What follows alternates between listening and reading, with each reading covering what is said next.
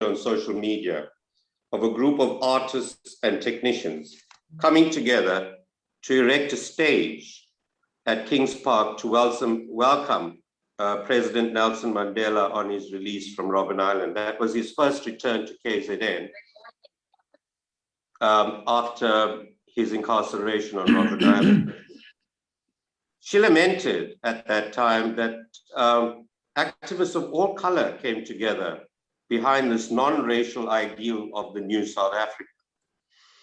Then on the 26th of June this year, on the occasion of the 66th anniversary of the Freedom Charter, which was signed in 1955, I posted a picture of the Freedom Charter on an activist group, and it was met with a torrent of vitriol of people saying that it's not worth the paper it's written on, this non-racial ideal that this is South Africa's bedrock is actually not worth the document that we've always held hallowed. It's an important and a worrying fact that this document brought together for the first time the African National Congress, the South African Indian Congress, the Congress of Democrats, and the Colored People's Congress. You know, the Freedom Charter is widely acknowledged as the bedrock of our current constitution, another covenant that is being denigrated daily. South Africa's torn social fabric has been many years in the making, with the clouds pregnant with poverty, inequality, and unemployment. It was only a matter of time before the storm clouds would burst, as we have all been witness to over the past fortnight, sadly. The storm brought into sharp contrast the societal divides, where wealthy families were scrambling for bread, milk, and sanitary pads, a daily struggle for the majority of our people. The psychological anguish intensified by the pandemic is simultaneously playing itself out with heightened depression, gender-based violence, and suicide. The failure and indifference of the state to read South Africa's lived reality, or act timeously, fueled by bigoted popularism, coupled with inflammatory fake news, made the events that transpired all too predictable. We come here today with eminent community leaders, and in an effort to piece together this torn social fabric and confront the racism and injustice that we faced and will face in coming years. In making these opening remarks on behalf of the board, I'd like to hand over to my co-host, Zandile Kono, who would add her views before we kick off into the panel discussion. Zandile?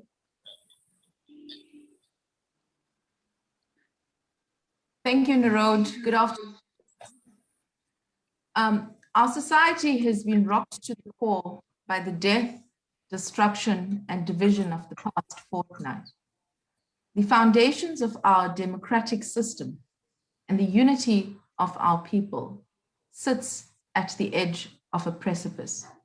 This dialogue series, hosted by the 1860 Heritage Center, is but one civil society initiative for us to talk to each other rather than past each other, to reach out, to seek out that common ground cherished by the majority of South Africans. At this time of crisis, we, ordinary citizens, must desperately reach out to each other for solutions. This dialogue series might, and I'll stress on the word might, present a platform to lay bare our fears and anxieties, our pain and suffering, our hopes and aspirations for our beloved land, South Africa. Thanks, Nerode. Thank you for that, Zandile. I think we've set the tone, and could I now introduce our first panelist, my good friend and brother, MONGANE WALLY SEROTE, who is the Poet Laureate of South Africa, an activist, former MK commandant and has worked in exile and in the negotiations with the nationalists to gain our freedom. One aspect of his CV that I'm particularly proud of is that he has the award, the Pablo Neruda Award for poetry bestowed upon him by the government of Chile, amongst others. Can I hand over to you, Comrade Mongane?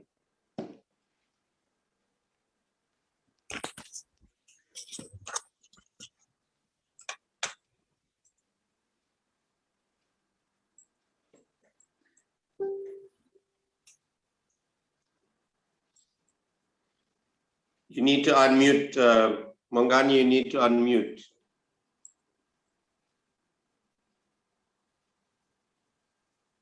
Can you hear me? Yes. Can you hear me now? Yes. Thank you very much. Countrymen and countrywomen, I'm raising a point here to say that it is only 3 years ago,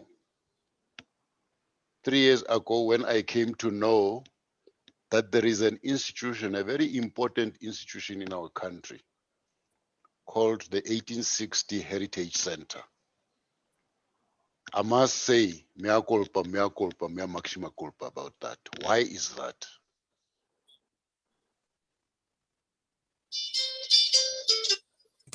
How's the group? Sorry, I don't know what happened. But also shifting from there, which is a matter that I have to solve. And I'm most thankful that Nirod, when I met Nirod and came to Durban, he did think it important that he and I must go and visit the 1860 Heritage Center. I'm raising this to say, imagine then people who do not have access to traveling, access to reading newspapers, books, and so on, how they have known about this extremely important center, which defines the history of this country. So we should not be surprised that the pandemic stripped us naked in public. It stripped us naked and said, you are so bare, look at yourselves. It is good that that happened. We should not deny it that it happened. What we should be saying to ourselves is, what do we do now as we have gathered here? This is the question that we're asking ourselves. While we're still reeling within the impact of the COVID, the pandemic, here came the past 2 weeks, which were extremely destructive to who we are, starting from Natal, KZN, and coming into Gauteng, utter destruction, imposing a serious regression of what we have achieved. Be that as it may, I still want to say this. We are seated here knowing deep in our hearts that we are a non-racial, non-sexist, democratic people. We stand for that, and there is nothing that is going to shift us from that. It therefore is very important for us to join those who have said, defend our democracy, defend our constitution. It's very important that we take that position. But I was also raising the issue about the Heritage Center because there is another Heritage Center which we should factor. My view is that by now, the 1860 Heritage Center and the Freedom Park in Pretoria should have already worked out a memorandum of agreement to say nobody comes to Freedom Park and does not go to 1860 Heritage Center. Nobody goes to Heritage Center, especially us South Africans, and doesn't go to Freedom Park. Because if we did that, would would develop this vocabulary, which we have to shift out of institutions of learning, out of government, and take it to the streets, the back paths in our villages, take it into the streets of townships, take it into the suburbs. In other words, let what the heritage, the 1860 Heritage Center is saying, and what Freedom Park is saying, let these begin to walk the streets of our country. This is our challenge. What is it that we should do so that this history, this culture, this heritage, these values that were fought for so much, begin to be part and parcel of our everyday life. This is what we are faced with, and this is what we have to find. How is it that we do that? If you take the literature of our country, if you take the films of our country, if you take the plastic arts of our country, the sculpture of our country, can we sit here and say, we have made everything possible for all of that to be accessible to our people? No, we haven't. They belong to a certain class of people in the country, and for as long as that is happening, then the elephant in our country stands mightily in the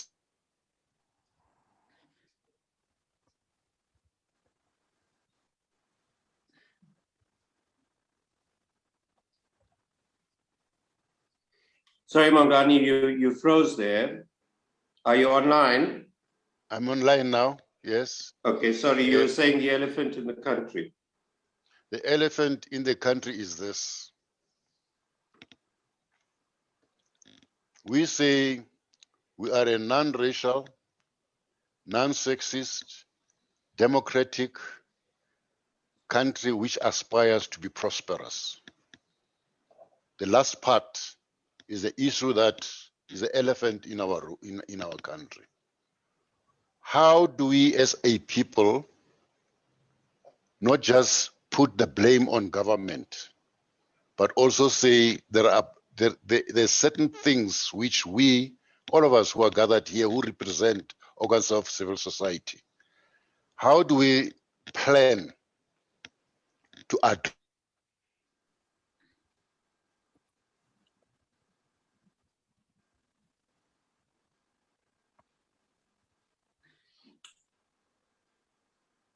Sorry, Mongane, you froze again. How do we plan?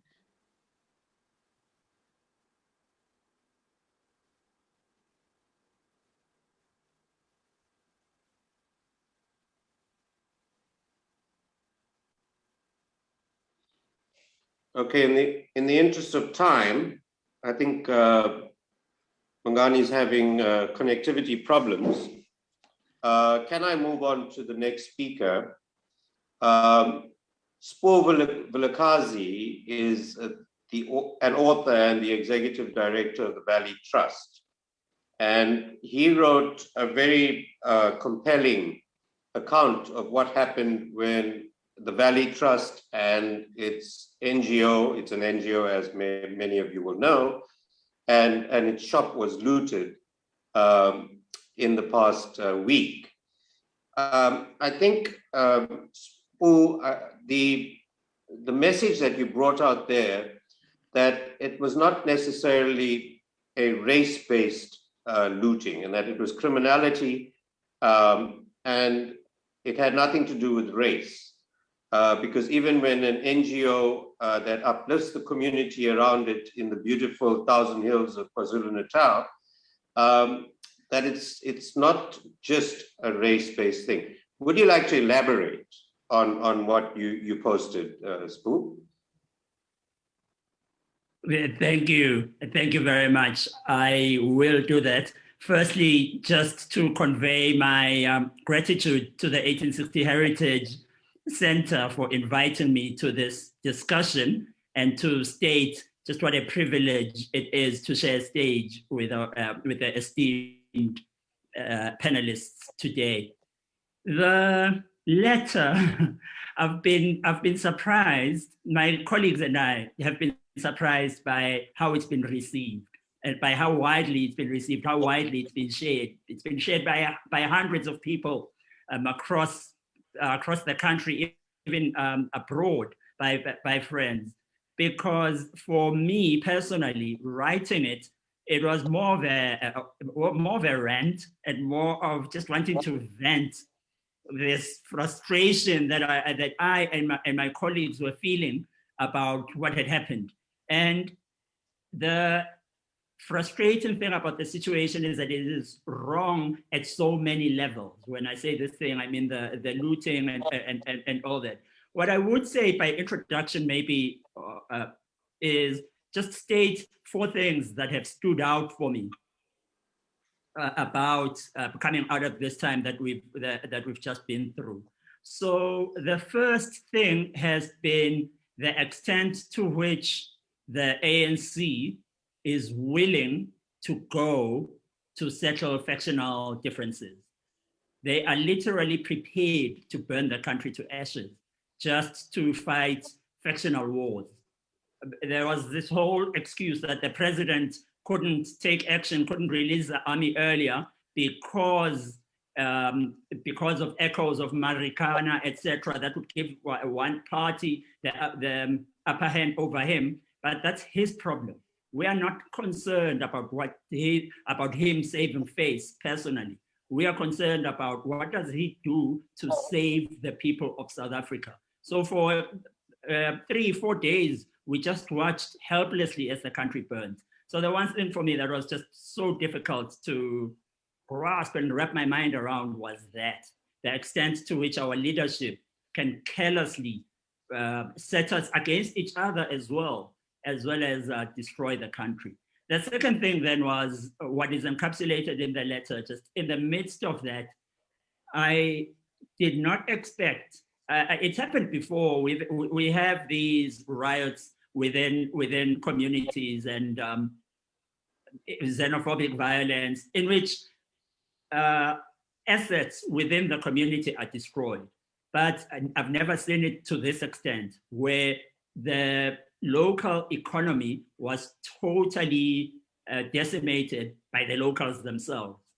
And now, a few days later, people can't even get electricity vouchers to light their homes because there isn't a place to get them. They now have to pay the price of a taxi fare to go into the suburban areas to meet their basic needs. So that's been a frustration to me. And the looting took place over days.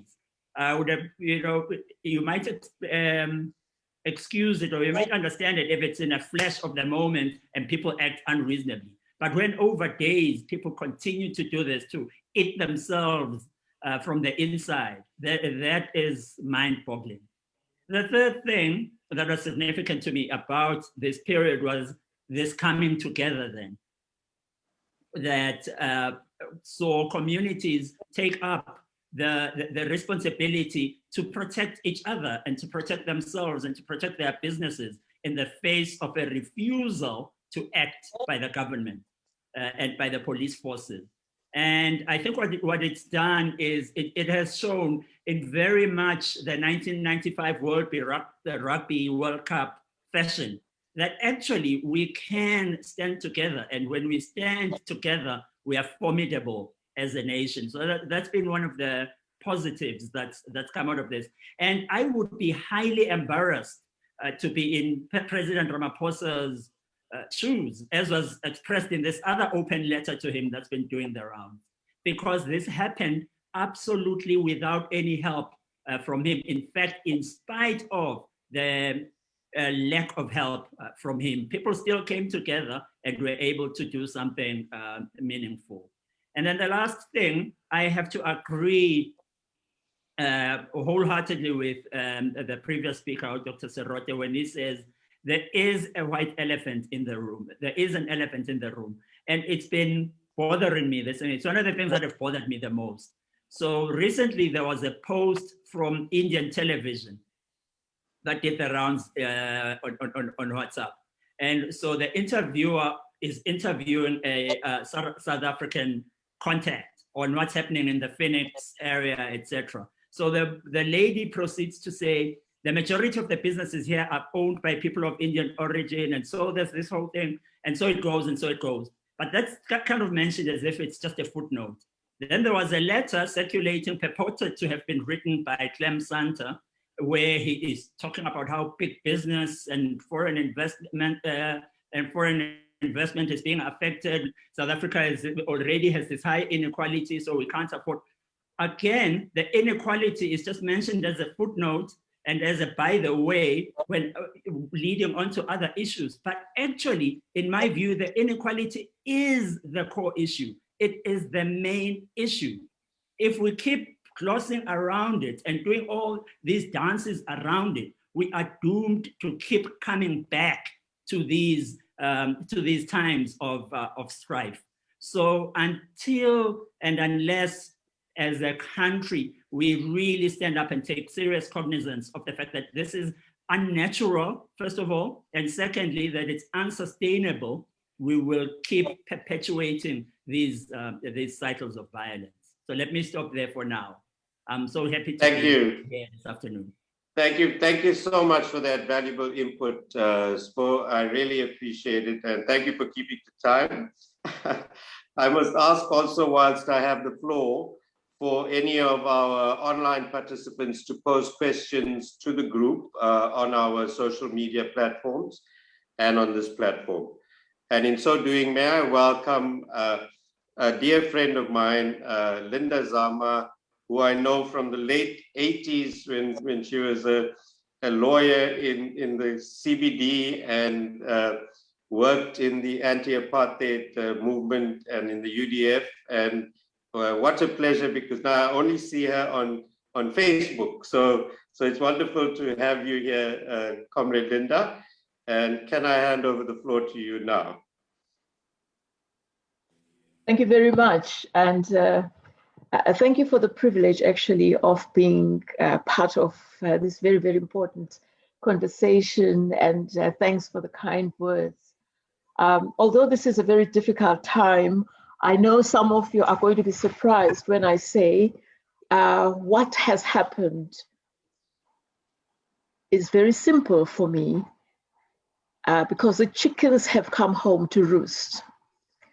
I am now in the public service from 2015.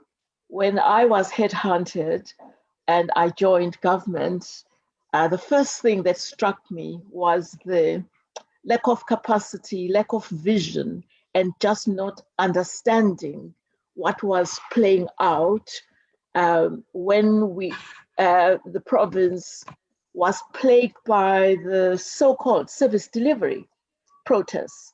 I didn't understand what was going on because I had been away from KwaZulu-Natal for 12 years. It became clear that there were signs of discontent.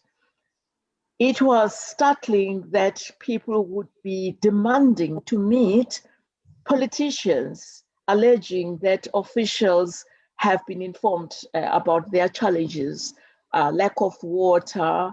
You would have Abahlali saying, we've been marching from 5 years ago, etc., and nothing happens.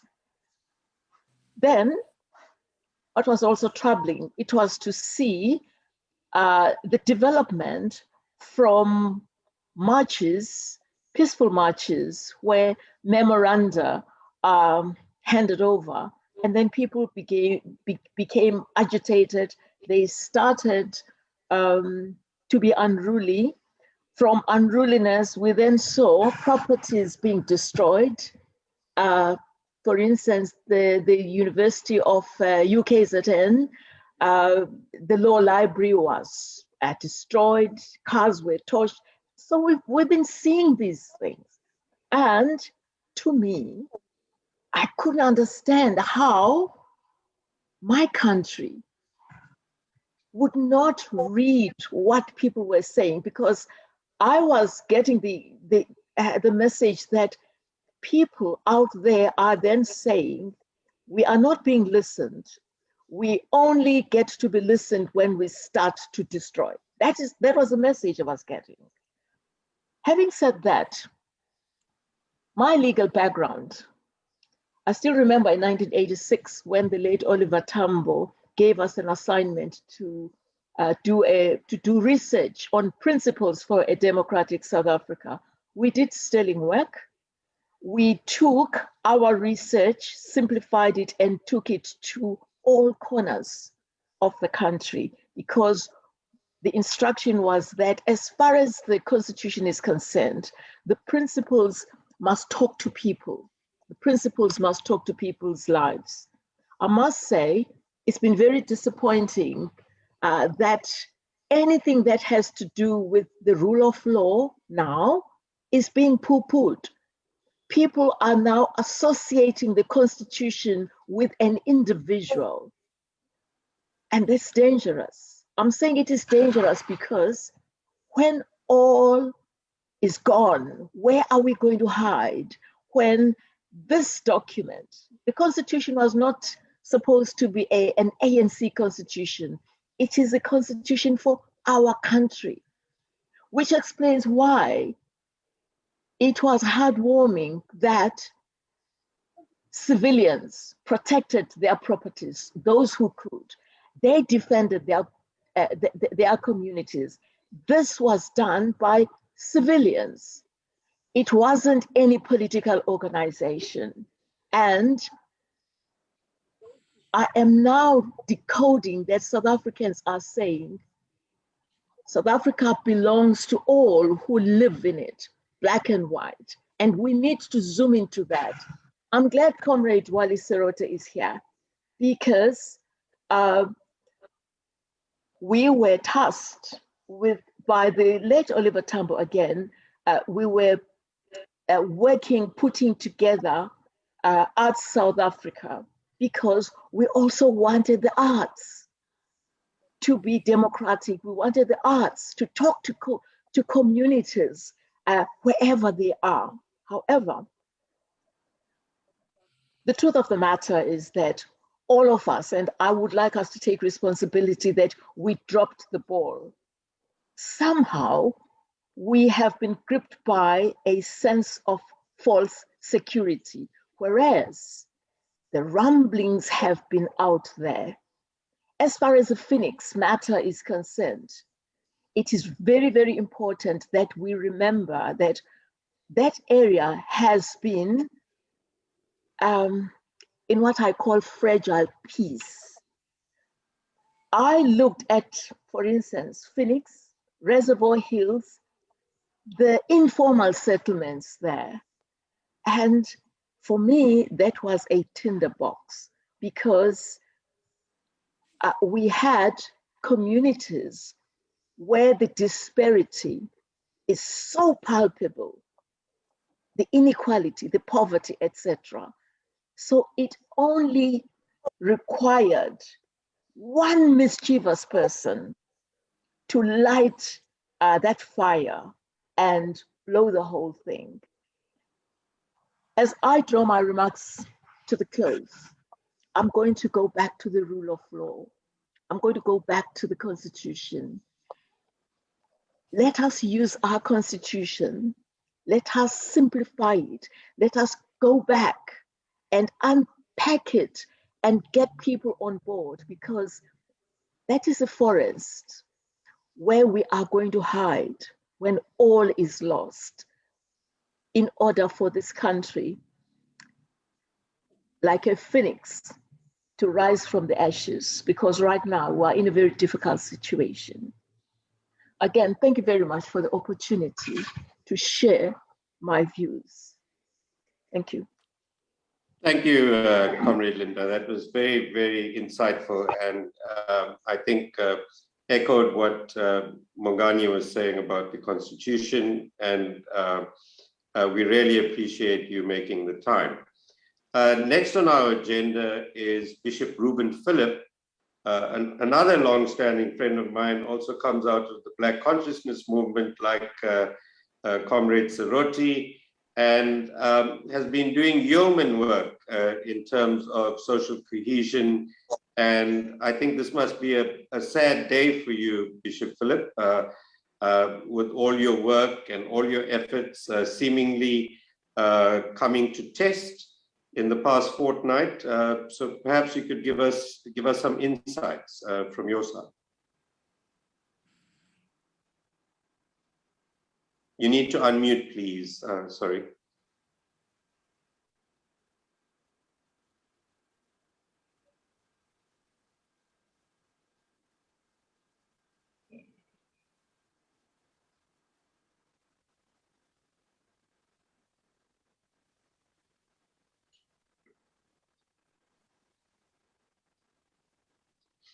Sorry, you're not unmuted yet, Bishop Phillip.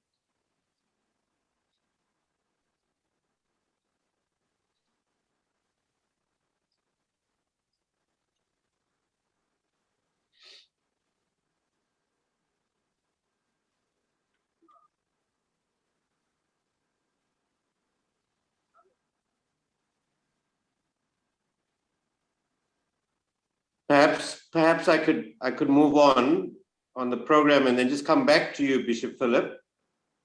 Is that okay? Next up then, we have Comrade Don Gumede, the son of the very famous first president of the United Democratic Front, Comrade Archie Gumede, who will share his views now on what has transpired. I think the ideals that his father worked for at the UDF and in other structures has also come under test today. So, Comrade Don, are you online? Can we hear your views? Thank you very much. Hello? Hello. Yes, thank you very much for the invitation to this very important engagement at this time in the life of our democracy. As the roots of our democracy are shaken and our hopes as a nation are beginning to be dashed, we believe that more engagement is necessary. But before we look at the proposals and solutions, I think that it is important to have a few observations. The first observation with regards to the social media is that these days, every court judgment of any political significance has a counter narrative of some sorts in the social media that seeks to discredit either the judiciary or the government and the society we aspire to be. The second observation is that for every visit to a site of whatever has happened, we find that different observers come with different narratives after observing the same event. And the social media is responsible for carrying different narratives so as to propagate messages that are suitable for whatever their objectives or selfish objectives are. Thirdly, I think one of our basic principles is to have freedom of expression. but that is qualified, and that has some assumptions. We assumed that there would be truthfulness, there would be objectivity, or there would be honesty in whatever we reported when we fought for the freedom of expression. But what we see now is that there are some people that are transmitting messages that are promoting hatred, that are promoting individuals that are not true and that have not been verified with or researched with any reliable source. And we have to go back and demand for ethical or for ethics in the space of social media, or then they need to be regulated.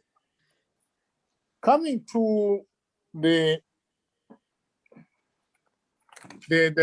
issue of perhaps solutions, I think we've got as a starter to have people with the same minds coming together and conferring towards solutions. Secondly, we've got to agree that we are building a future in line with our constitution. Thirdly, I think it is best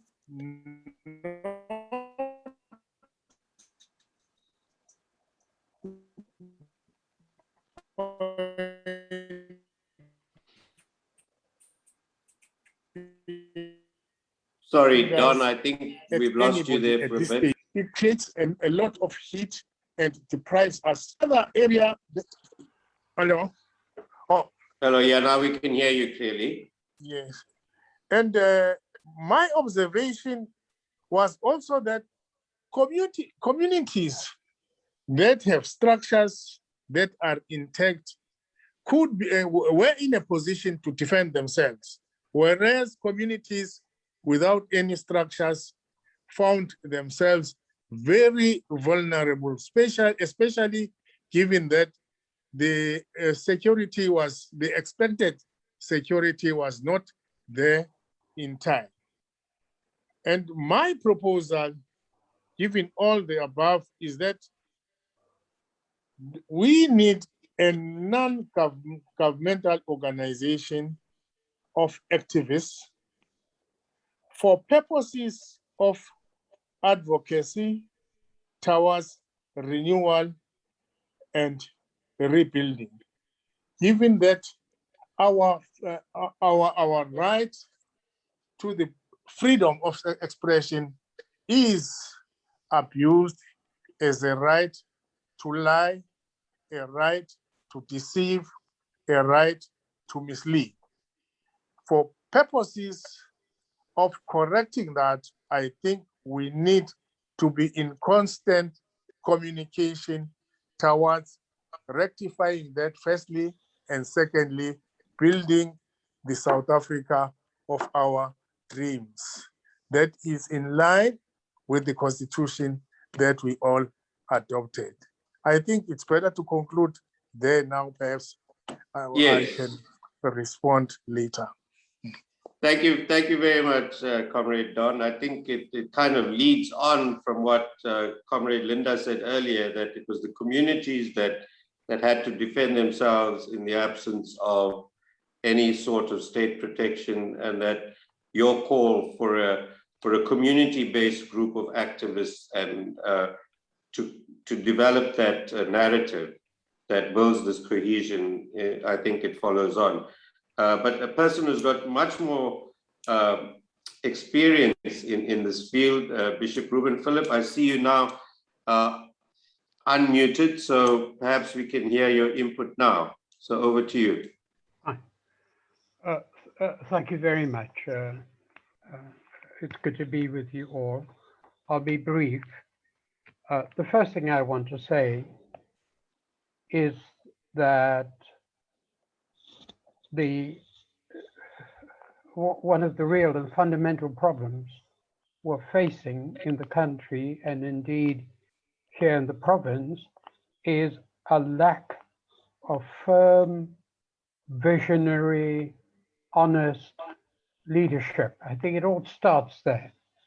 And it's a difficult thing to say, but unless we have leaders, and I'm not singling any one person, but unless we have leaders who are really committed to matters of justice and peace and the citizens of this province, I don't believe we're going to get anywhere. And related to that is the whole question of the youth and unemployment. I gather the unemployment among the youth is as high as, it's over 77%, just over. It's around 77%. Well, you're not going to have a winning nation. You're not going to have a winning community when you have that kind of statistic. And that's bound to lead to all sorts of problems and difficulties, to put it nicely. I think the third major problem we face and has contributed to the violence and bloodshed and fracture that we've seen in the last week or two is the kind of dysfunctional leadership at the local level. I think it's very easy to have a go at those who are in national and provincial leader, but you know, some of our ward councillors are just pure thugs.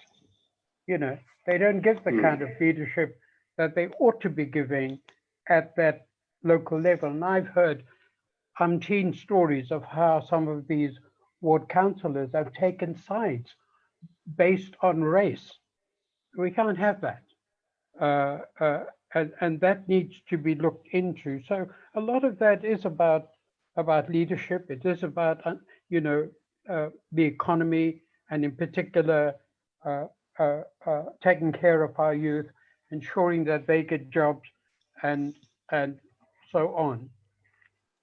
I think if I can just conclude, we very often in a crisis like to say things that sound very optimistic and sugar-coated and all of that. I think we need to be careful about this uncritical optimism, because we can point to many instances when we as a country has been in a very deep hole. We face some major problems, and we tend to gloss over it and not deal with some of the root causes. And I think the time has come for some real honest, sober reflection. Otherwise, I fear this is not the last time that we've seen this horrendous situation that's really divided our community, that's caused untold fear. And along with that, I think it's going to take a bit of time to bring about the kind of healing that we've sought.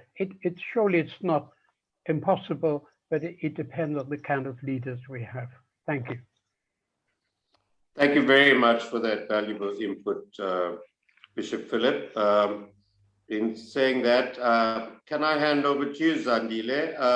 I think you would introduce SALMA and take it from here. Yes, thank you, Bishop. In fact, one of the points that you had raised regarding the uncritical optimism that we have, I think is something that we need to explore in our discussion later on. For now, I'm going to hand us over to SALMA PATEL, who is the executive producer of news at SABC. And I hope Salma is going to shed some light on or pick up from what Ndate GUMEDE had said in respect of freedom of expression and looking at that from the angle of fake news. Salma? Thank you very much, Sandile. It is indeed an honor to be part of this brilliant panel made up of all my heroes. So I'm really, really honored to be part of this. It just so happens that today we held a talk show on the same vein, which was, talking about racism, ethnicity, inequality, and for me, fake news. That was one of the issues and actually added to the narrative and fanned the flames of racism. I mean, as we heard Mamlinda ZAMA telling us that it was basically a tinderbox, everything was so ripe, it was so fresh. It was like this piece that was almost it was there, but it was so like delicate that it took maybe one social media post or one outlook or somebody's opinion, and this entire thing sparked into, fanned the flames of social race hate on social media. Unfortunately, like Uba GUMEDE has said, and we had heard from Bishop Reuben Phillip as well, one of my heroes, that there was a lack of leadership on the ground. We even had the police minister Bheki Cele admitting to us that, they had taken too long a time to respond to this violence and this looting and whatever else was going on. One of the interesting facts that did come out is when we had so many social media users tagging, for example, Joe Biden, the American president, and tagging the Indian government, asking for the Indian army to be brought in. This actually fanned the flames across the ocean and overseas and made people overseas ask the question, is there really some sort of anarchy going on in South Africa? Is it a genocide?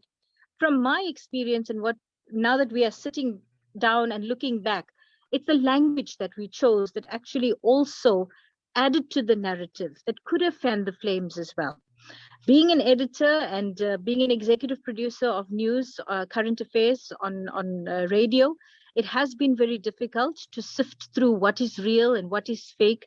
The voice notes that we were getting, the utter panic, the sheer realization that, my government will not protect me. That feeling is still there. And that feeling is still on the ground. I mean, we still had people coming onto the talk shows this afternoon telling us that, for example, Phoenix was not the main source of all the terror and the massacre that was happening. There were other areas like Mobani and Overport that had also gone through similar situations like this, but because of their private security companies and their patrollers who are on the ground, they managed to quell those uprisings or the whatever happened immediately. Yesterday, the SAPS actually came out giving us a press release saying, they have found 2 incidents of fake news. There were people that were arrested for incitement and they are going to be charged. So they're actually going to be taken to court on Monday for inciting violence and race hate as well. Where does race hate stop? Where does unity start? It all starts with me. I had a little schoolgirl, a teenager who actually schooled me and said, no, it's not about race hate. It's about criminals versus the good people. It's about the good versus the bad. It's about those criminal elements that wanted to steal, that wanted to come in and cause all these issues and all these problems. That's where we stand right now. And for my opening statement, I'd like to say that, our country needs to learn how to use and decipher what is fake news and what is real. A simple voice note or a video going around with someone saying, hi guys, is not something to look out, and is not something that is credible. They also need to look at the voice note or the video itself, the little gray writing on the top, the arrows, the number of arrows that it has, that it says forwarded many times. It actually means that that video or that voice note is not from the original source. You need to go back and ask the original source. So I'm glad we're having this conversation. And I'm so glad we are speaking to people who have been in the struggle, who have been through a lot, because now it is up to people like us to rebuild South Africa and build a better future for us, not to go out to international media and cause all these diplomatic tensions that have arisen from this particular incident. I thank you.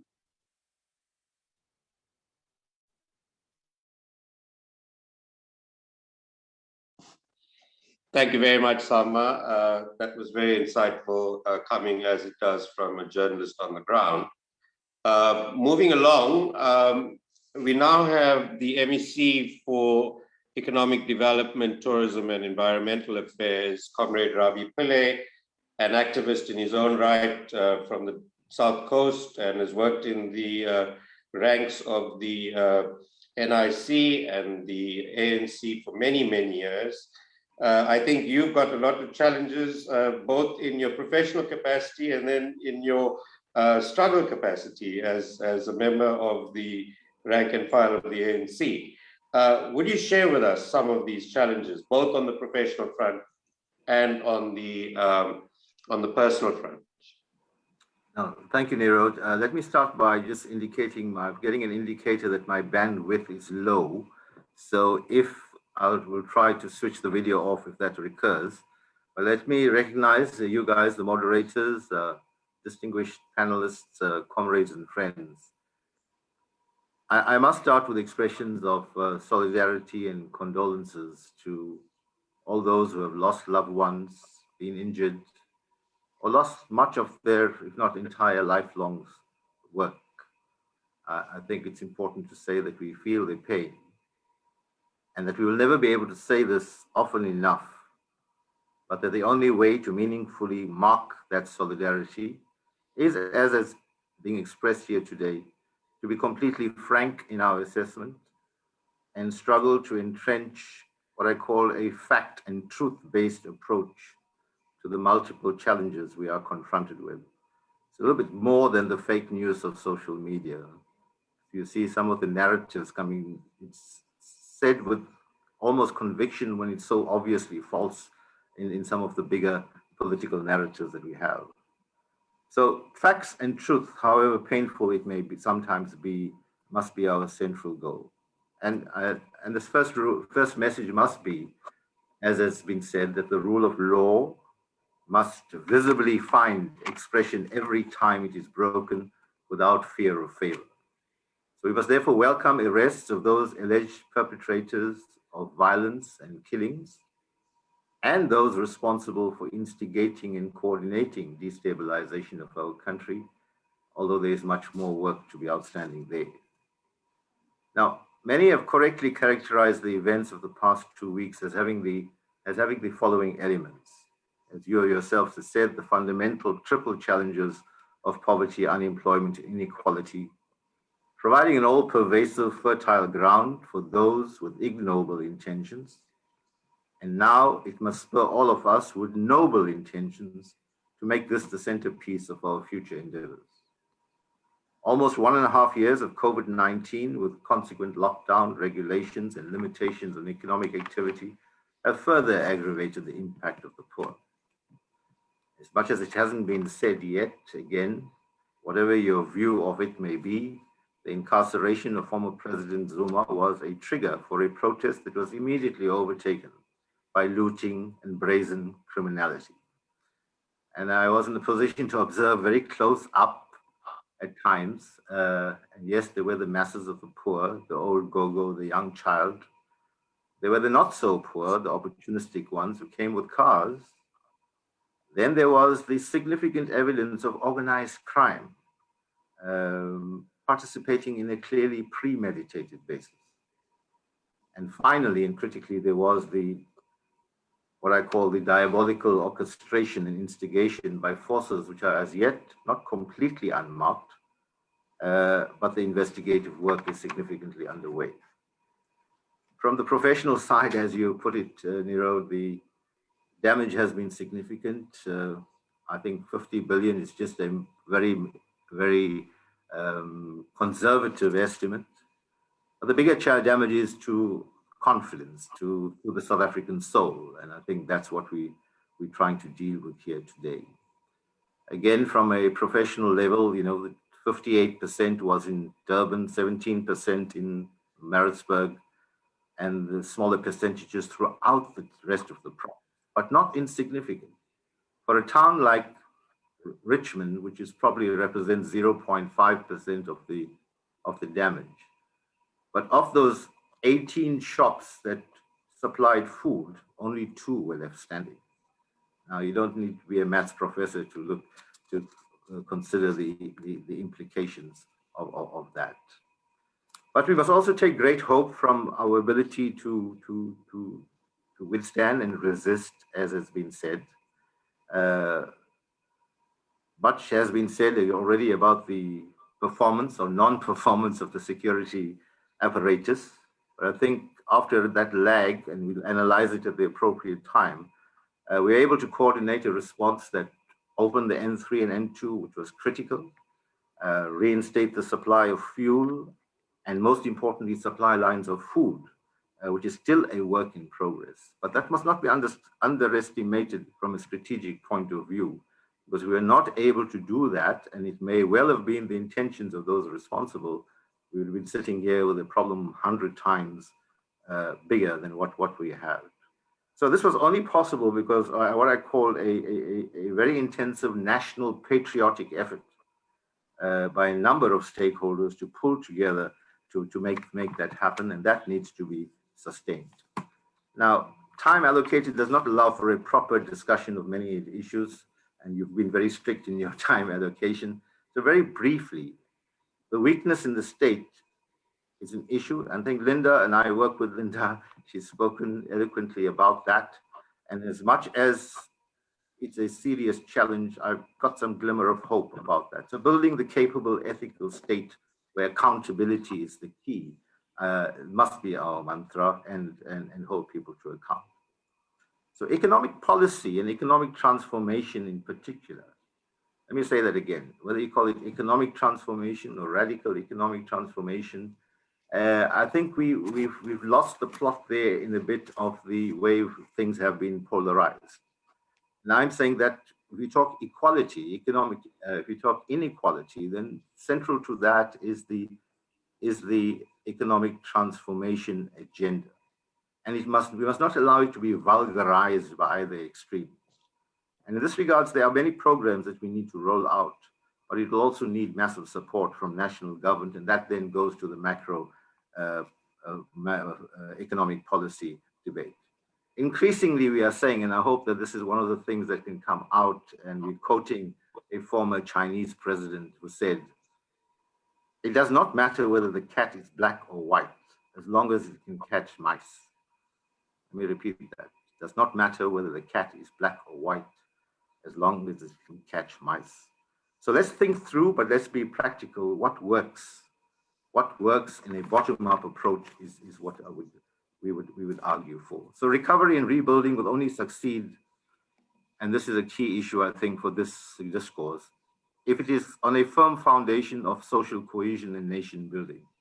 But this time around, let's ensure it's sustained and premised on a genuine and effective programs. And all of us really have to dedicate our time for practical programs. And each of us will have to say, what is my contribution to this task, where there's space for ventilation, as we are doing now, space for accountability, and ultimately healing.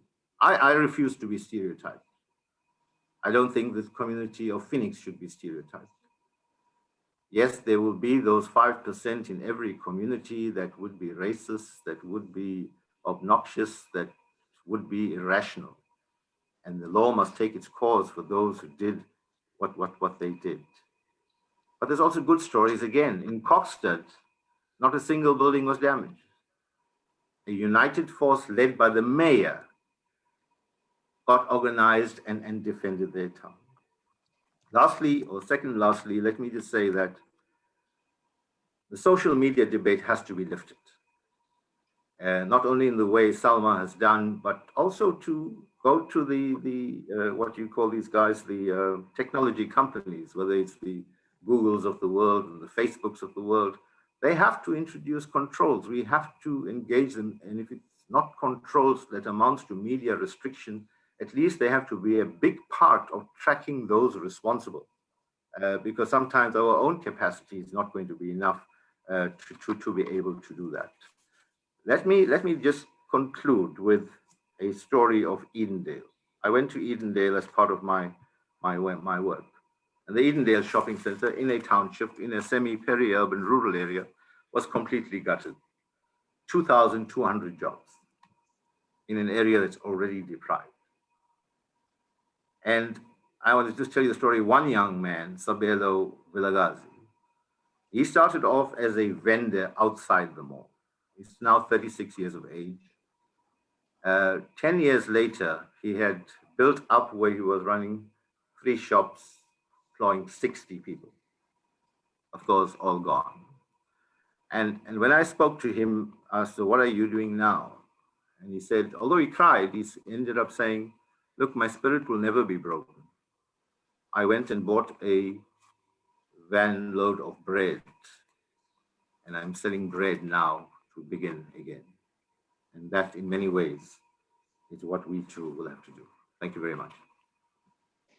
Thank you very much, Comrade Ravi, for that input. And thank you very much also for making yourself available, because I think it's a valid criticism that perhaps was touched on by Bishop Phillip, that a lot of the ANC deployees or the ANC councillors and MECs have gone to ground, or if they have not gone to ground, then they're embarking on their own looting.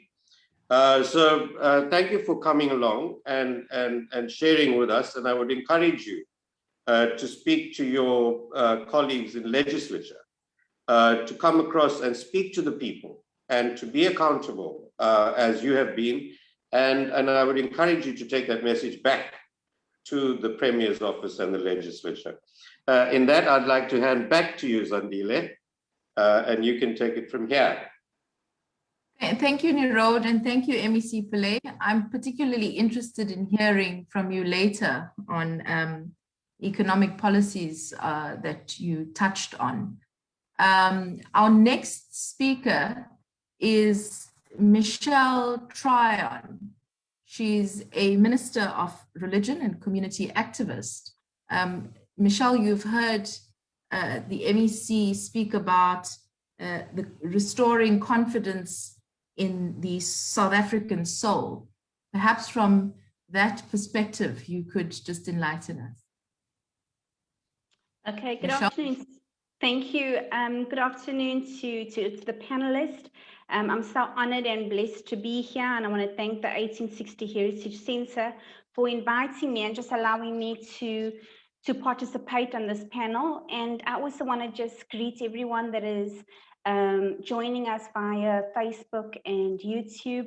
We want to thank you for just being a part of this conversation and dialogue that we are having right now. Mine is to share just some of my reflections on what has happened, that I think for the most part, most of us felt like we were in a dream or in a nightmare, or it just seemed so unreal, everything that was happening not so many days ago. A lot has been said. I just want to maybe highlight a few areas that maybe that are close to my heart as a minister of religion. And maybe in the aftermath of the looting and all of that, the thing that stood out to me is how the religious sector across the board just came in all shapes and sizes and in all colors, and began to take care of us as the people of these different provinces that were so badly affected, KZN and Gauteng. And that was something that really touched me in my reflections and observations, because I guess something that has really been, I don't know, I want to use the word irritating to my soul. It has maybe hurt my soul to see that here in South Africa, we are a religious country.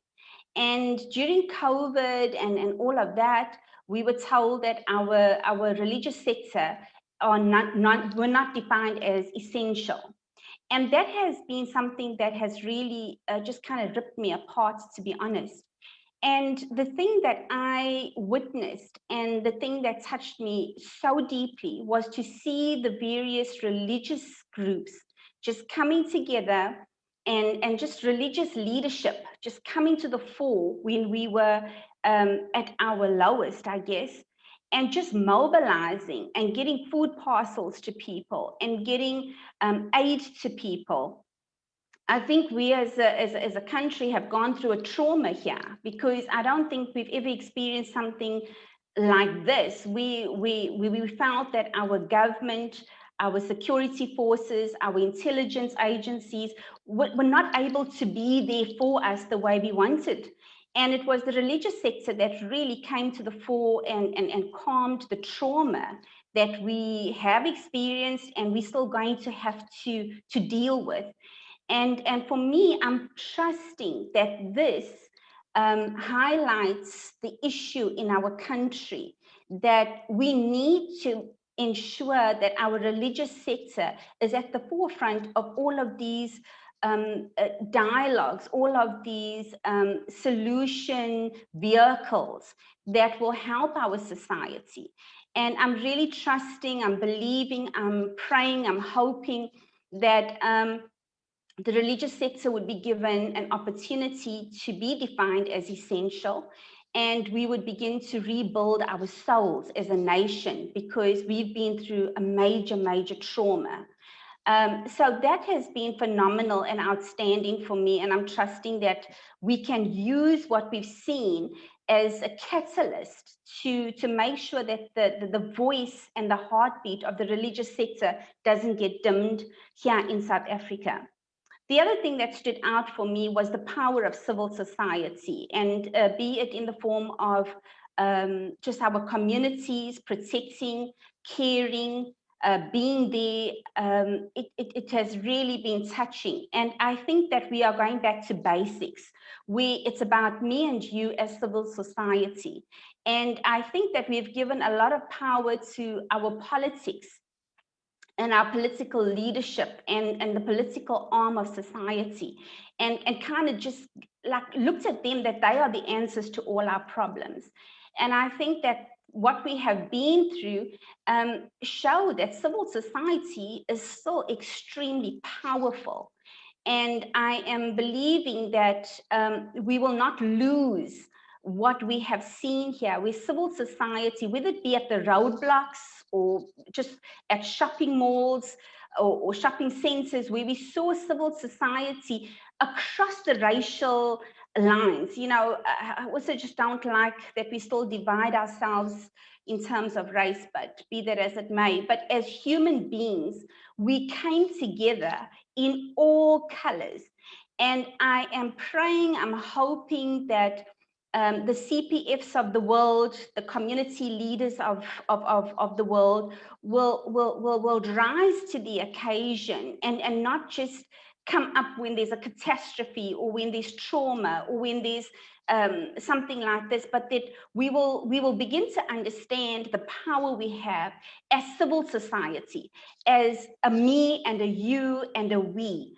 And I'm praying that we would be able to use that power in a more focused way, in a more impacting way, effective way, and we don't lose the momentum of what we saw the last few days.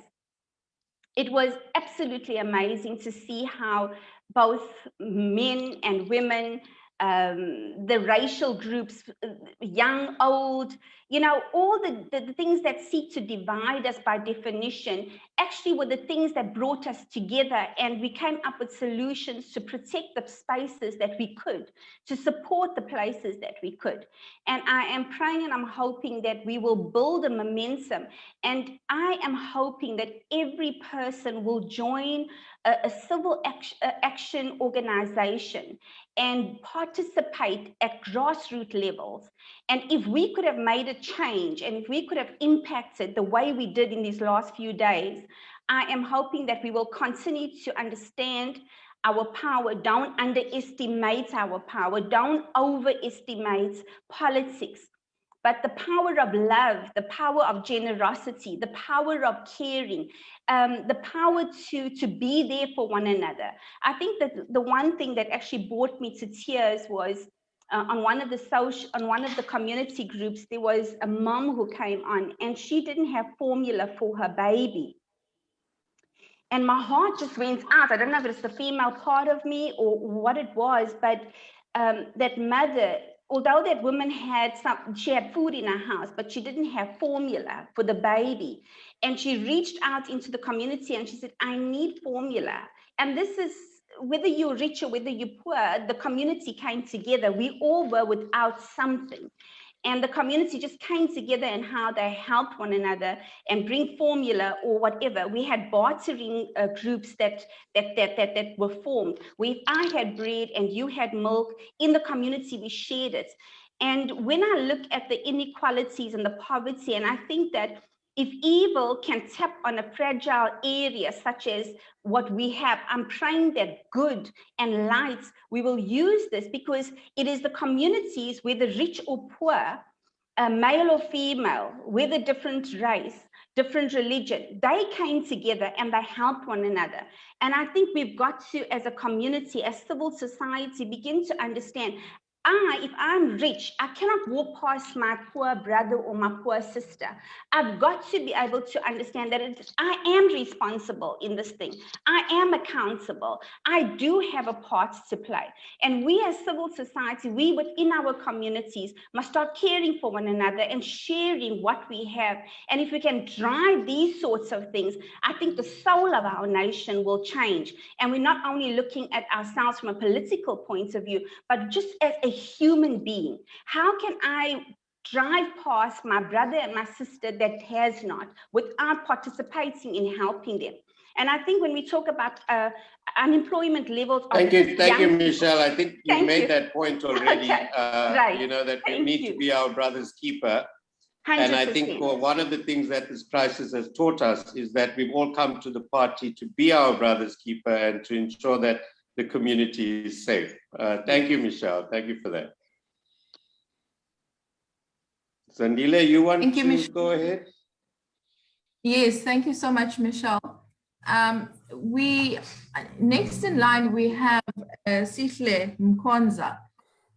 SIHLE, you've heard Michelle speak about the major trauma that some of us have experienced during this time. Selvin had shared with me a Facebook post where you had shared some of that trauma. Perhaps you can talk to us about that. Yeah, sure. Good afternoon, everyone. Thank you very much for having me here. Yeah, I think there's a bit of a somber mood. It feels like 2 weeks and it's after the funeral, and yet we're still directionless. But firstly, I'd just like to pay my tribute and respect to the families that lost their loved ones, and those that lost their livelihoods as well during this riots. What's been revealing and prevalent is the microaggressions and the racial profiling, particularly by white and Indian citizens to Black citizens. To be pulled over and asked invasive questions, searching card, dispossessing them of goods is a crime, particularly if they are propagated with racial undertones.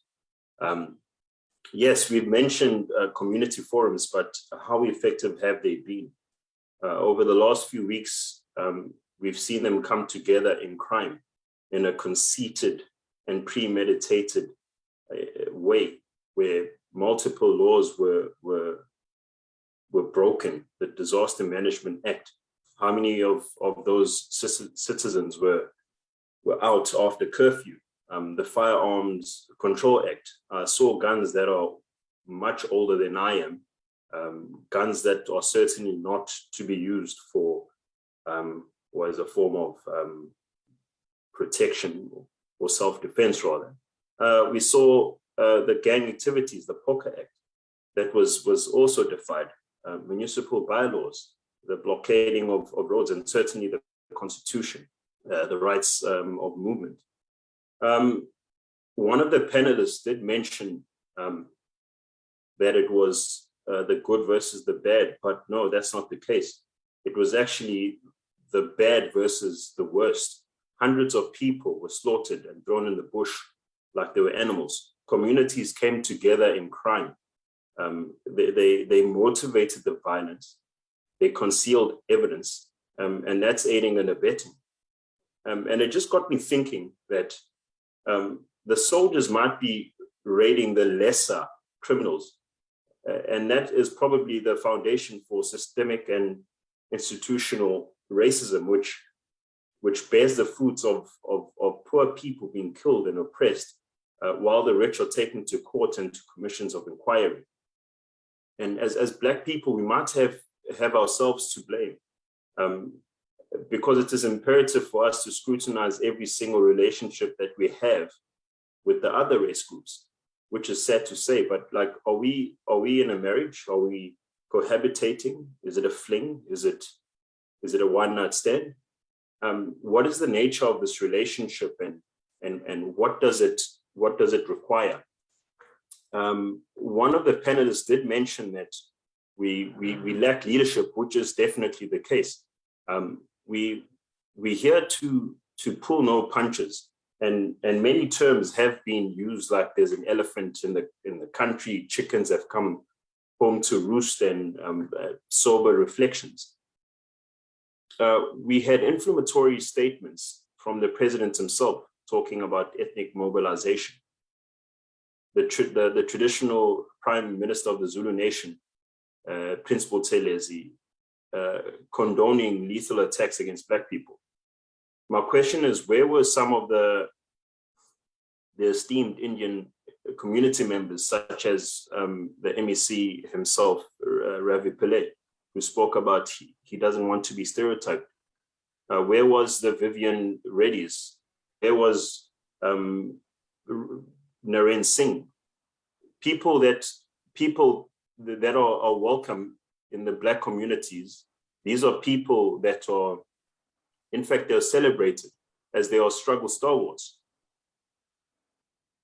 I think them speaking out and that would have made a meaningful difference, or a meaningful impact rather, as they actually do have a strong word in the community. But more than that, in regards to the Phoenix matter, I think Phoenix was more of a transit route to more enticing destinations, or home for many. It wasn't a clear target, in my opinion, although Phoenix Plaza may have become one. Whilst this obviously was not clear to them, it thus left them confused, and confusion is not reasonable cause for murder. Overport, on the other hand, was also a transit route and potential destination. People going to loot at Macro, Chesterville, etc., may have gone through Overport. I saw a live footage of helicopter views in the area with traffic through Overport and Sydenham. They didn't bother traffic, but effectively protected their stores. No one got in and no one got hurt.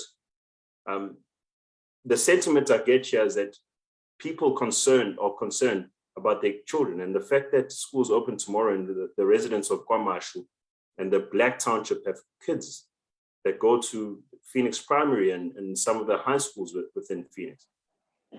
People are seriously considering either not letting them go back because of a fear of violence and not necessarily COVID. Others whose children are in Durban North schools may fear discrimination more than violence.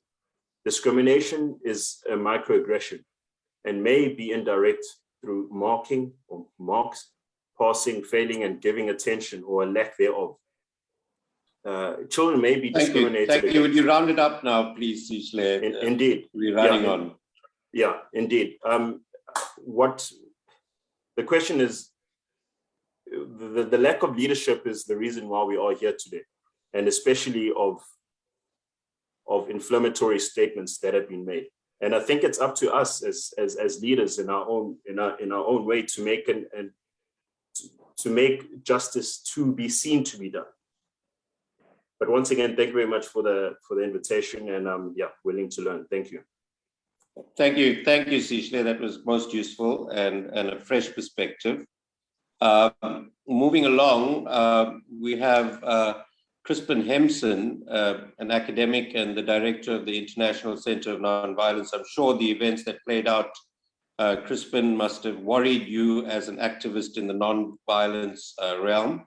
And perhaps you want to share with us your perspectives on what transpired and what are possible solutions. Yeah, thank you. I'd like to follow on things SIHLE was saying. I want to start with the issue of inequality. And he referred to microaggressions. So this morning I was listening in a lot of detail to somebody who was involved in the looting at both Megacity and in fact at Devonport Center. And I'm having to think about the lives of people like that, because his life is really a series of invalidations and having to deal with aggressive reactions.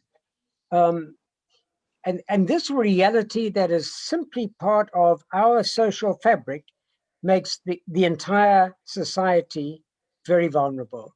So when you have people whose lives have been systematically devalued, and you then say to them, guys, go for it, you can get goods, they will respond. He spoke to me, he went to a funeral. And one point I want to make is that when people choose to set off violence in this sort of society, we can predict pretty well who will pay the highest price. In our context, it's going to be poor people and African people, and I'm sure that will be revealed in the figures in the end. To get from Lemontville, where he lives, to Megacity, you cross a bridge. It's about 1.8 meters wide. There was a stampede of people to get goods. In the process, people were crushed. It's not in the media. The numbers seem to be between 12 and 15 people, 3 of whom drowned, the rest were crushed. He thought he saw an older friend of his lying there, and he just went on. He said people were bringing back trolleys, and because the bridge is so narrow, they were pushing the trolleys over the dead bodies.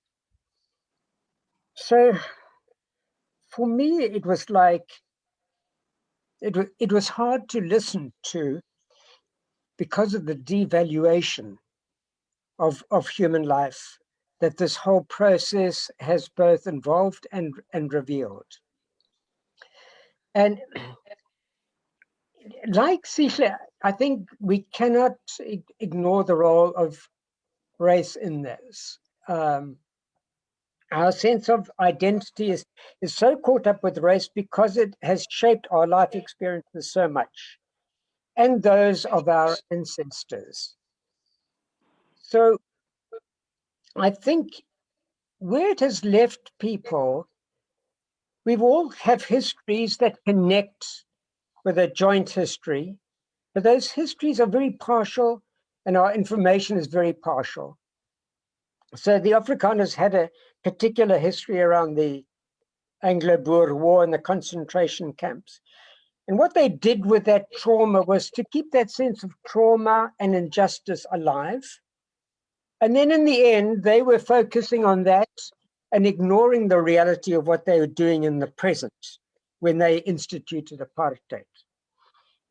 We have the history of trauma of cane cutters working in degrading conditions, often in reality with black supervisors put there by the white owners, and mistreatment.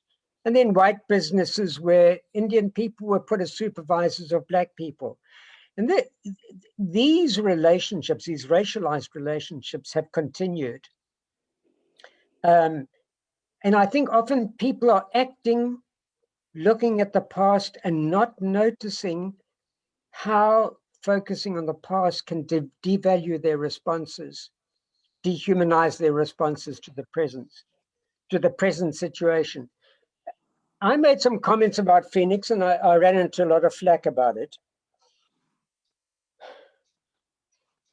what got me was that good friends of mine were expressing the heartache they felt about the situation. And that heartache was not being matched by people from Phoenix saying, we are shocked and disturbed by what's happening around us. So my response to, when we talk about what needs to be done, I have very little time for saying, can we get together, tell each other we're non-racial, that we value each other, and that Madiba wouldn't approve of this, because I don't think it takes us anywhere, partly because it's not going to touch where we are trapped. And we are trapped in these experiences and we're acting out of the experiences, and it's very dangerous. We have to have processes where we talk about what those experiences are and where those experiences have left us. And then we can start to see emerging the hope that will be able to move us ahead. Thank you. Thank you for that, Crispin. Back to you, Zandile.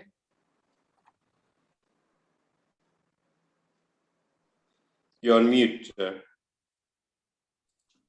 you so much for that, Baba HEMPSON. Next on our list is Mrs. Sonto Buthelezi. She's an author and motivational speaker. Sonto? Good afternoon to everybody, and thank you so much for inviting me to be part of the panel, and greetings to the panelists, fellow panelists as well. Well, my reflections on what has currently or recently happened, a lot of fear to begin with for what we saw unfolding before our eyes. What is going to happen? Why is this happening? What is it going to lead to? And I think most of that fear also resides in what is now expected in the immediate future, or in our future. What is it that's going to happen? There is so much uncertainty right now in terms of financial standpoint of view, and with the possible job losses that seem to be a reality for most people, being affected obviously by the vandalism that has taken place from the looting part of the riots that took place.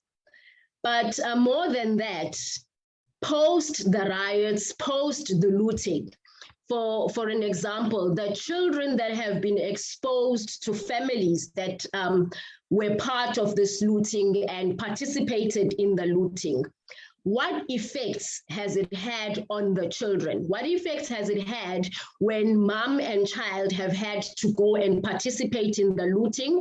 What effects has it had on a child who's had to stand guard in a community with one of the parents or both of the parents and say, we are safeguarding our community? What is the lasting impact on those children that were exposed either to this, we are protecting the community, or either to the looting? And another dimension I want to look at as well is now that the looting has taken place and all these items have been brought in and they are now in our home, and I'm a child within this family, I've been in lack for most of my life. Most of the things that I see now before me, I'm seeing for the first time, other than having had seen them on TV or on a magazine, but now I own them. What's the sense that is evoked in a child? What emotions come to play in a child who says, finally, I get to be like that child I see on TV, or my neighbor's child, or my aunt's child who lives in another community? What things emotionally have been sort of placed as a weight on children? And going forward, in as much as we can maybe look at this from a political, socio-economic, whatever dimension we want to look at, I'm more interested in what redress will take place in families, even for adults for that matter, who have been struggling all their life, and now suddenly they have these things which have been their dream for a long time. And we've also seen, as part of the news that has been broadcast, that in some of these areas, police have come and they've seized these goods. What happens to that child who has had that momentary joy, and now they have to part with this notion of a new self, who now has this experience, who now has this exposure? What happens there? How are we going to deal with that? These families which are already in lack, will they have access to counseling? Will they have access to be assisted from that trauma that they would have experienced? And one of the things also that touched me as we were looking at everything unfolding with the different analysts coming to play, one of the psychologists that was called to give comment spoke about collective trauma because of where we come from as a nation. We come from a nation of apartheid. We come from a nation of oppression. We come from a time of so many disparities on a socio-economic level. Now it seems that we've also now brought up one more thing into that bag, which hadn't been dealt with to begin with. Why I feel it hadn't been dealt with? On the issue of racial turmoil that broke out as a result, maybe, I don't know, but as one of the factors from all the riots that were happening, the looting, the unrest, there is so much that is beneath the surface. There is so much rot beneath the surface, and it seems that we do not want to have honest dialogue about what is happening. And it is my feeling that unless we are honest enough and brave enough to have discussions where we call a thing, we will not go anywhere. We will not progress. But what will happen is we will dress the wound, and whoever needs to take accountability for any part of what is playing out socially will not get to do that. And it means where we need to say sorry, we will not say it because we don't feel accountable for any wrongdoing. Now, whether I have gone out and looted, I need to be accountable for that. I cannot hide behind a collective and say, Zulu people looted, African people looted, but I have to bring it down to myself and say, I looted. So wherever we avoid accountability, we won't be able to have any form of redress. If I have murdered a person— Thank you, Sonto. You need to round it up here. We're running out of time. And we get your point on the psychological trauma that exists in South Africa, not only brought on by the looting, but also by the pandemic and heightened levels of anxiety in society. And as you say, this adds just another level to the psychological anguish that we all face as a nation. Thank you for your input, Sonto. Let me say in rounding up that if we don't want to be accountable for the things that we do as individuals and hide behind collectives and hide behind ethnicity and race, if there's murder that's been committed, people need to be accountable and say, I did this, it's wrong, let me have dialogue. And if we are on polar opposites of a continuum and we don't make attempts to close the gap and have an ear of empathy, because a lot of pain has resulted from the deaths that have occurred post the riots. And if we cannot have empathy for the people that have passed on and the families that have been affected, it won't help us in any way. It won't help us in any way because there won't be healing. Thank you very much for that, Sonto. It's appreciated. Next up, Zandile. We have Sandile MSHENGU. He is a Chestable youth activist. Sandile? Yes, can you hear me? Yes, Buti. Just also remain cognizant of the time. We are venturing out of our time. we have a session for comments and further engagement. So we'd like to also get through that. Okay. Okay. Thank you. Yes, Yeah. we can hear you. Thanks to all the panelists, and thanks for the opportunity to engage. My take on this firstly is that as a nation, when we undergo such trauma, we are all in a way due for cleansing. In spiritual terms, we are deeply for everyone. And so I think I'd like to focus more on the spirit having met. Sandile? Yes, can you hear me? You are inaudible now.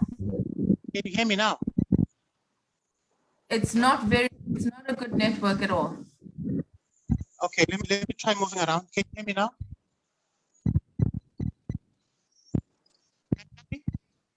Let's try that. Okay. No, I was saying briefly because of time. As a nation, having gone through such trauma, we are officially unclean, and so I thought perhaps the first thing that we would need to look at is an issue of cleansing, where the Provincial Hearing Commission would, in a way, avail all those who looted and possibly get a provincial sense of what people are going through, because it is beyond what has just happened. But also, I think I would like to recommend that we divert this from an attack, so to speak, because we. Sandile, sorry.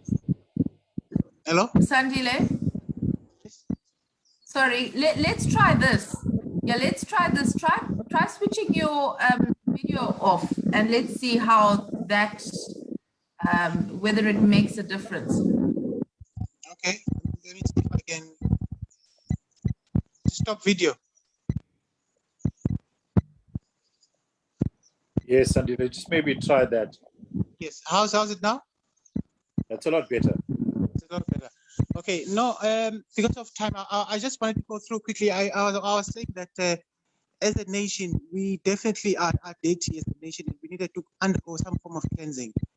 But also could do this by not necessarily targeting the Indians per se, but because the thing could then trigger and somehow de-racialize it. So I was proposing that perhaps provincial hearings could be addressed, where individuals could come forward and say basically what are some of their concerns, because it's always good to get the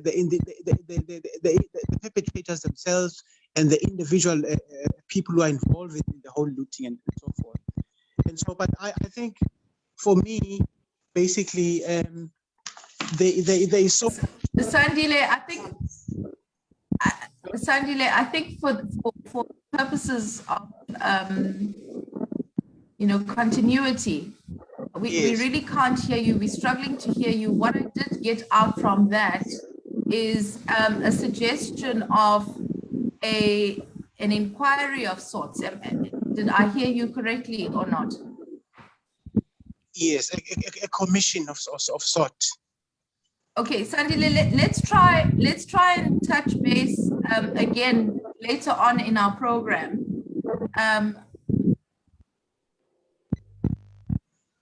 Can someone mute?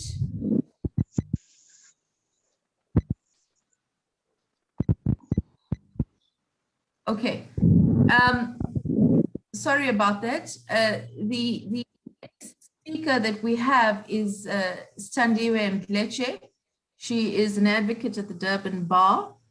I had briefed her just to speak to us a little about the legislation around hate crime and to talk to us about the bill that's been proposed and has been collecting dust since 2016.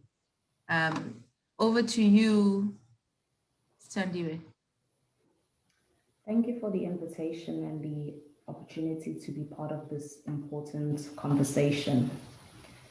I think now more than ever, we've heard the words that everyone is equal before the law. And this is actually one of the core constitutional values that the Bill of Rights is based on. And in the same breath, the past events of this month have shown and have led certain groups of people to believe that, in fact, some people may be more equal than others. In the midst of the tragic events that this country faced, we were slapped with the reality, or if we were reminded, in fact, that South Africa is still home to much prejudice and injustices. And part of these disturbing realities is the lack of regulation in terms of people's expression. It's the lack of regulation of the expression and the acts of discrimination, which actually facilitates, it promotes, and it perpetuates further discrimination. And it is exactly what has led us to be here today discussing what we're discussing. If you log into social media right now, you would be shocked at some of the posts and the comments, the confidence of certain people to post discriminatory remarks and posts which discriminate against certain groups of people. And it is exactly these comments and posts that facilitate the events that have come about. People are so confident to make these comments and posts because they have no fear of consequence. And it is the legislation that the government proposed in 2018. If we go back to 2018, the government was cognizant of the concerns around hate speech and hate crimes that was growing in the country. And they proposed a bill which was called the Prevention and Combating of Hate Crimes and Hate Speech. And the bill sought to combat and address the growing hate crimes and hate speech and put in measures to prevent this and combat these offenses. However, to date, this legislation has not been put into effect. If we had this legislation in effect, the growing desire, incitement, and facilitation and promotion of discrimination would not have led to the events, the after effects of the events of this country. Thank you. Thank you very much for that, Sitaniwe. I think also it brings into sharp contrast the fact that why is it that the DA, AfriForum, and Solidarity and the likes of them take people to task over hate speech, whereas the ANC itself could go and lay a charge of hate speech against Julius Malema for his utterances against Pravin Gordhan, which was totally unfounded and inflammatory, but yet they do nothing. But be that as it may, Mamila Gandhi, you know, I know you have an umbilical cord with the Gandhi settlement and the Bambai community that surrounds it. And you must be very troubled at what went down in the past fortnight, especially with the unrest and the perceived friction between the two communities whom you grew up in. Can you give us your insights? Thank you so much for giving me this opportunity. I just want to make two comments. Firstly, to say that soon after the looting started, that's on Monday, soon after it started, the very next day, we went out in the area where I live, over Port and that, to see what's going on in the community. And I must say that I was very, very surprised and happy to see the people across all race groups, gender, religion coming together to protect their neighborhood, not only to protect the neighborhoods, but people standing in rows, in queues to buy milk and bread. And shops that was partially open were supplying these items to the community. On the road, we saw long queues of people of all races, and there was no fear. There was no race fear or anything. People were chatting with each other, standing there in these queues. And so the question of race, when did it start? It only started much later, quite a few days later. And it was orchestrated by people who began to raise this issue and then to identify areas like Phoenix and other areas, which were totally uncalled for. Because how can you identify one particular area as being culprits of whatever people are accusing the area of? There have been numerous things that have been said, but we don't have the time to go into all those facts and things. But I just want to make the point that there are some people who are trying to use race, just as they use poverty to get people incited to go and loot. They are now using race to get people incited to go and create further mayhem. The only way, historically, what we have seen in the past, for us to counteract that is to be united, to have a strong position in our community, and to be able to counteract that narrative of racial hatred. And I want to suggest that tomorrow when the children go to school, the communities where the schools are located should monitor and see that children are coming in safely and going back home safely. So I would suggest that communities need to come together and do that. And I think the Active Citizens Forum has called on the community to do just that. And I would suggest that other people, religious communities and so on, join them. Thank you so much. Thank you so much for that very valuable insights, Ilaben. I think you have like set us on a new trajectory now. Are we getting too caught up in the race debate when it's actually a criminality debate? And that even, the opportunists amongst the gangsters in these townships have taken this opportunity to further their own ends. And we are now being caught up in a racial debate when in fact it's a criminal debate and one that borders on even gangsterism coming to the fore. But in saying that, I'd like to, if we still have MONGANE WALLY SEROTE online, I know he had a problem earlier, and I was hoping that we could go back to him. My brother MONGANE, are you there? If you'd unmute, I'm sorry, you've heard everything now, and if you'd like to conclude what you were saying and perhaps round it up for us. Maybe let me say two things really. The first thing is, in my understanding, we must all of us here agree that we have built non-racialism, non-sexism, democracy, and we intend to be a prosperous nation. That's the first thing that I want to say.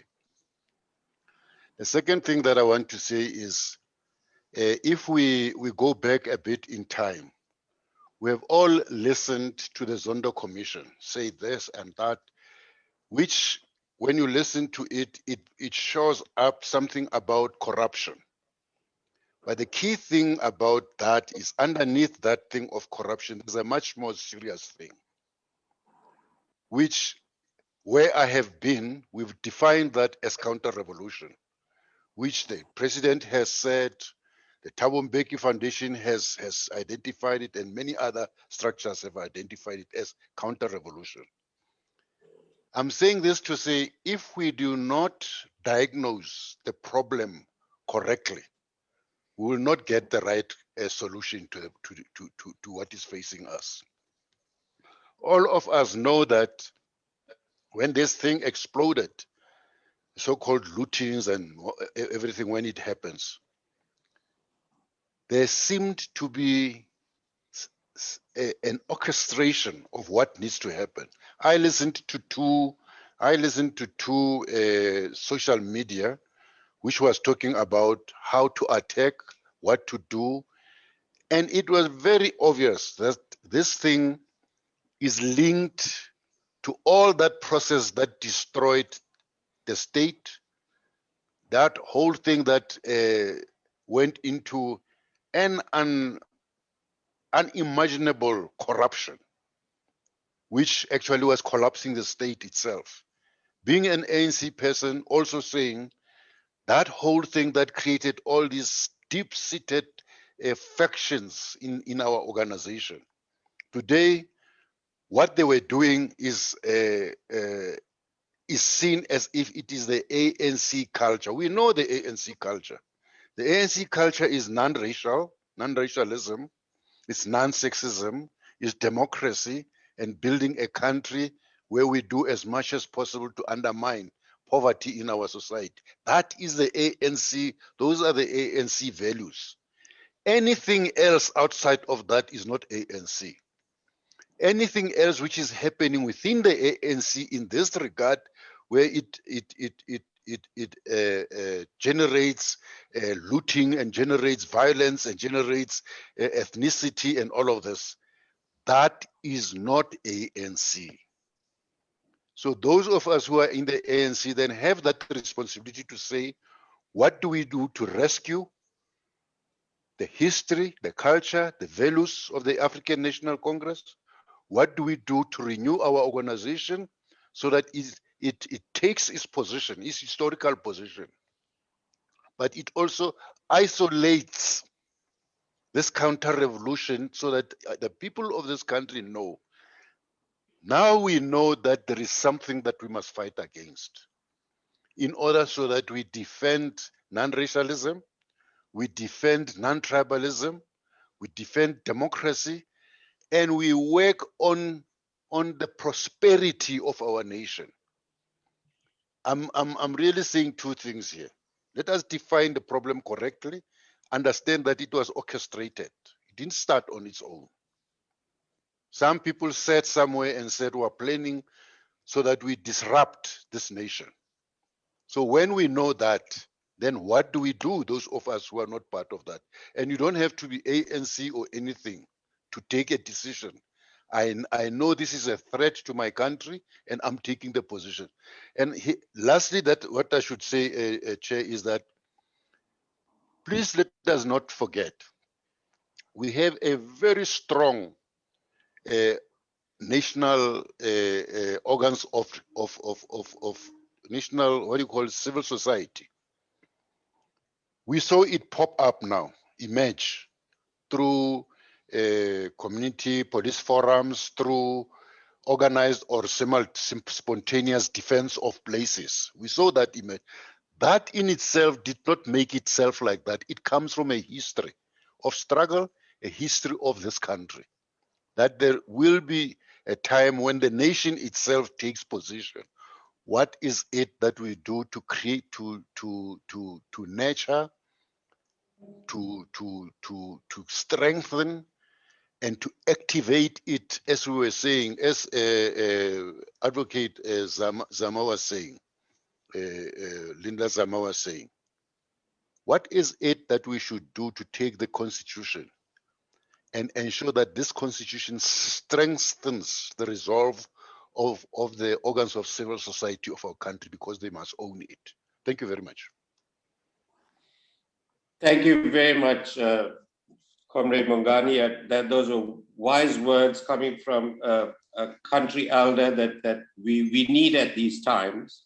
And you're right.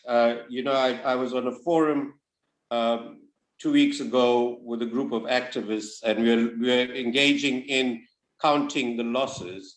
But I posed the question that we all knew that this was in the making. When you get the likes of Magashule, Malema, and Zuma meeting in Nkandla, you know there's something afoot. You know they're going to plan something. They know that they're going to discount their queen and send him to prison. And what did we do? As you say, as society, as a country, we must take up, we must make our own stand against this kind of injustice.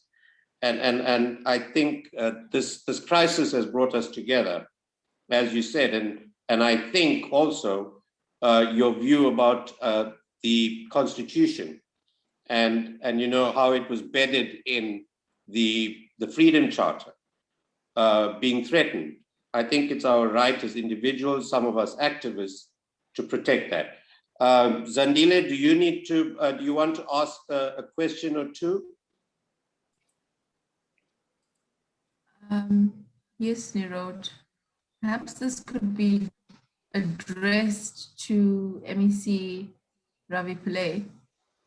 And the question is, what must be done to close, in your view, the rapidly expanding inequality gap in our society?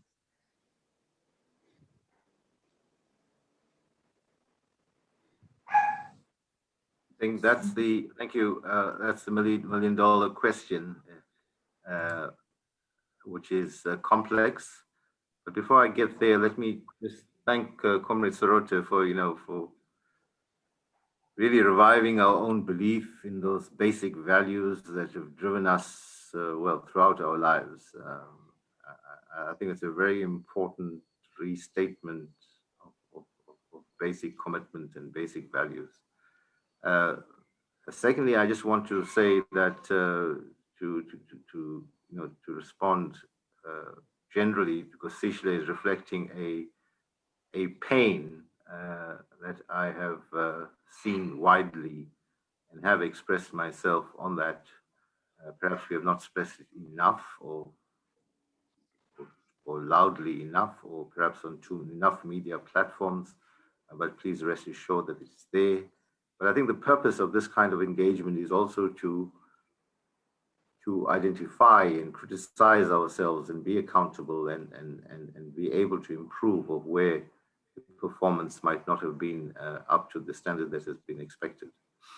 And coming to your question, Zandi, I think that really is the question, the inequality, what Comrade SEROTE calls the elephant in the room, that we've been happy to, or maybe not happy, but been prepared to tolerate it for so long. And that's going to read a really radical new approach to the economy within the context of the world, because the world economy is a reality. In the ANC, Comrade SEROTE will explain it as understanding the conditions under which we operate, that we don't be adventurous in our approach. And it comes back to that saying of that former Chinese president, we don't care whether the cat is black and white as long as it catches the mice. And that then requires a very, very intensive interrogation of both the macroeconomic policy, and I think that will happen from what I'm hearing. Even in immediate terms, you get those who talk about austerity measures versus those who want a more expansionary approach. Those are real debates which we must unpack and be able to understand. But I think whichever we choose, as long as we have a collective unity behind it, then I think it will be succeed. My own personal view is that in this situation of crisis and really disaster, it's really not feasible to talk of austerity measures. We have to respond to the situation, and that might require X, Y, and Z. Whether you want to describe it as austerity or whatever, that's for the academics to define. Secondly, I think it's for those who have to ask, what can they contribute in a bigger way to the sharing, which even the good pastor was explaining about how in the time of crisis, you actually bartered and shared. Now, shouldn't that spirit imbue our overall economic policy about sharing? The third is clearly the long-term economic sustainability depends on an effective education system that produces young people with skills that match the modern economy. In between that, we have to have a plan. I was just yesterday, we were dealing with the issue of the clothing and textile industry, and people were talking about how mechanization is destroying jobs. And if you wanted to have a profitable business, you will go into mechanization.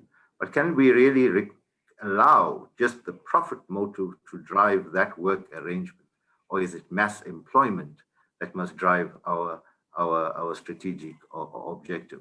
And lastly, there are specific programs which our government has and the provincial government has that talks to radical economic transformation.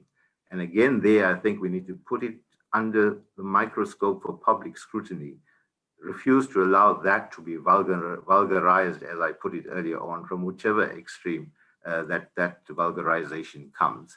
But in that lies a key part of the solution, a dedicated, concerted, directed economic program to those whom we want to lift out of poverty and into higher levels of economic activity. Thank you very much. Thank you, MEC PILLAY. Nero, just a last question that I'd like to address to the Bishop, where he had spoken about an uncritical optimism of sorts. If you could just expand on that for us. I think I meant by that, that I think it's a human temptation to want to gloss over pain and suffering. You know, we don't naturally want to face the fact of pain. So we tend to say and do things that makes the situation more palatable, more acceptable. We downplay some of the sharpness of what a situation can raise. So my plea is that there can be no progress, no real progress, unless and until we face the problem, not sugarcoat it, but to really face it, name it for what it is, and then we're able to apply the appropriate solution. I guess it's like a medical doctor who has to do a careful examination and discern what the problem is before she or he can apply the appropriate remedy. And I've, in my conversations with a number of people over what happened in Phoenix, I hesitate to call it a massacre. It seems to me that people, for whatever reason, largely to save their own skin, tend to downplay the severity of what had happened in Phoenix. We kind of use language and words and ideas that wants to take away the sharpness of that situation. So we really need to be careful about that. And just to follow up from that, you know, we need to really confront what it is that we have, and a denialism of be it racism or criminality is not self-serving to the purpose that we want to achieve. So in my particular instance, I've seen, and I think we need to tackle the anti-Indian sentiment that has also been thrown out and spewed into the air.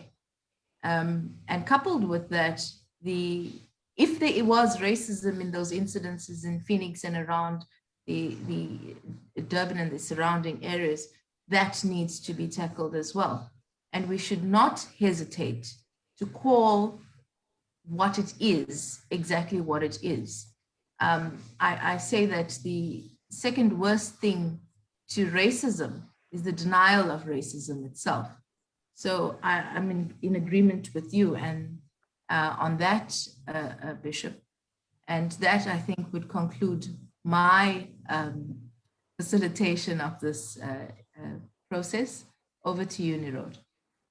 Thank you very much for that, Sandile. I think we've covered a lot of ground today in our discourse, and I'd like to echo some of the comments. I think, Spo, you made a very interesting comment that we have been set against each other by our leadership, and hence that lack of leadership. This also came out with the Abashlali Basemamjodo, who said the same thing, that leadership is lacking, or if they're not lacking, they're setting us against each other. And we should guard against that, because what Ila Gandhi raised is that it is actual criminality, and then taking on for spurious reasons and for expeditiousness, the race card. And I think we should be all too aware that we are being played here, not only race, but also ethnicity, where you get, I remember reading this morning, the Abishlali comment on how an Isikosa person or a Mampondo person is being vilified in those areas, leave alone a foreigner. So I think we need to be guarded against that. And I think we need to have ongoing discussions to guard this democracy, as Comrade Mongane has said, that we need to engage with each other, and we need to defend what we fought for, and that was non-racialism. And we must be non-compromising in that battle to fight for that non-racialism and to protect that constitution, which cost many lives and many years in the making. So in saying those few words, I think Salvin would organize ongoing discussions and to exchange more views and to share this on our social media platforms so that the message goes out that, there's lots of discussion and thought around this, and that we have considered all the elements that have come to play, and we are resolute in our bid to build that non-racial society, and we are uncompromising on that score. So in doing so, I'd like to say thank you for everybody for making the time. I know we ran on a bit, and I appreciate all of you for making the time and making this a very valuable and useful engagement for the 1860 Heritage Center. I thank you.